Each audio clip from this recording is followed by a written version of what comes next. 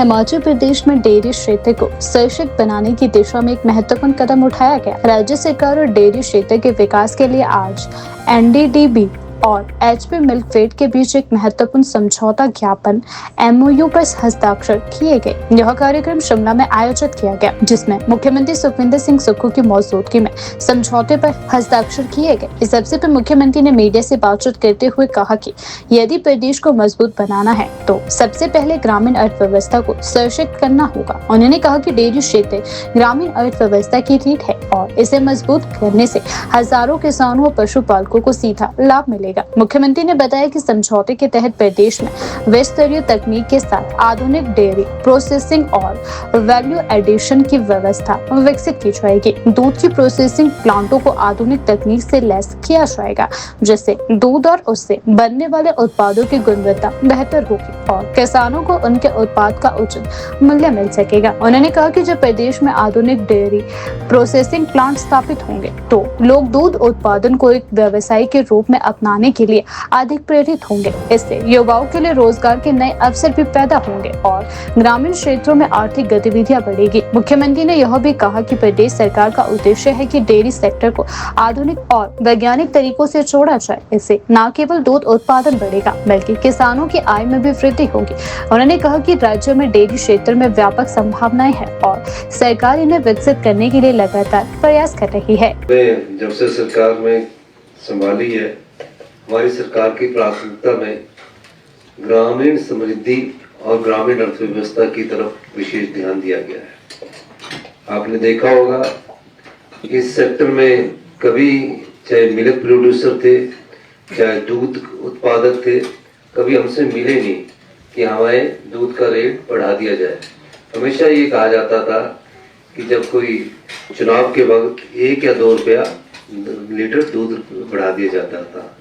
मकसद ये नहीं है कि दूध का रेट बढ़ाना, मकसद ये है कि स्वरोजगार कैसे गांव में पैदा किया जाए और गांव की अर्थव्यवस्था को कैसे मजबूत किया जाए। इस दृष्टिकोण से हमने कार्य करना शुरू किया।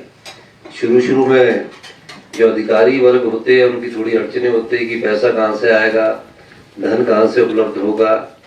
तो मैंने कहा कि मैं फाइनेंस मिनिस्टर भी हूँ और फाइनेंस मिनिस्टर होने के नाते धन को सोचना मेरा अपना दायित्व भी है और कर्तव्य भी है। इस बारे में मैं खुद सोचूंगा। किसी ने कल्पना भी नहीं की थी कि शराब पर भी कभी मिल्क का सेस लग सकता है। हमने कहा कि जो शराब पीने वाले हैं वो सुबह उठ के दूध भी पिए और उसके लिए पैसा भी दे। तो इसलिए इस दृष्टिकोण से हमने बहुत बदलाव किया। और पहली मीटिंग हमारी मनीष शाह जी से मेरे ओकोवर निवास स्थान पर हुई और हमने फैसला किया कि एक बड़ा दुग्ध संयंत्र जो है वो कांगड़ा के ढगवार में बनाएंगे और उसमें वर्ल्ड क्लास क्वालिटी के इंस्ट्रूमेंट्स लगाएंगे और निश्चित रूप से उसकी पैकेजिंग पर भी हमने बिल्कुल जोर दिया। प्लास्टिक को हमने पूरी तरह बैन कर दिया है। प्लास्टिक तो बैन कर दिया ना, बाकी वो भी मैंने इनसे कहा। और इसकी क्वालिटी जब अच्छी होगी तो हमारे दूध का उत्पादन भी बढ़ेगा और दूध बिकेगा भी। प्रदेश को आत्मनिर्भर बनाना है तो ग्रामीण अर्थव्यवस्था को मजबूत करना पड़ेगा और एनडीडीबी से हमारे आज ही की समझौता नहीं हुआ है। 2023 से हम इनसे समझौता करके चले हैं कि ढगवार का प्लांट आप बनाएंगे और उसमें world class technology milk processing से लेकर मिल्क जो बायो प्रोडक्ट बनते हैं उस दृष्टिकोण से इनके साथ हमारा पहला एमओयू हुआ। और अब जो एमओयू हुआ है वो हमारा इनको ढगवार प्लांट को चलाने का और मिल्क प्रोसेसिंग यूनिट जो हमारे लगने हैं और जो कंप्यूटराइज्ड तरीके से क्वालिटी को कंट्रोल करना, उस संबंध में आज 3 एमओयू हुए हैं। हम चाहते हैं कि ये एमओयू के द्वारा जल्दी से जल्दी कार्य हो।